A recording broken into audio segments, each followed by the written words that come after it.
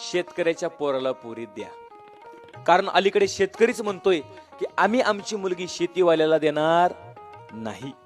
पोरीची आई म्हणते आम्हाला जावई नोकरीवालाच पाहिजे, त्याला सरकारी नोकरी असली पाहिजे, तो परमनंट असला पाहिजे, त्याला महिन्याला 2 ते 2.5 लाख रुपये पगार असला पाहिजे, त्याला राहायला 3 मजली बंगला असला पाहिजे आणि बंगल्यामध्ये राहायला त्या ठोंब्याशिवाय दुसरं कोणी नसलं पाहिजे. त्याला आई नको, बाप नको, बहीण नको, भाऊ नको, एका भोप्या पाहिजे. मुलाला नावाला का होईना 40-50 एकर जमीन असलीच पाहिजे आणि आमची गुड्डी शेतामध्ये कामाला गेली नाही पाहिजे.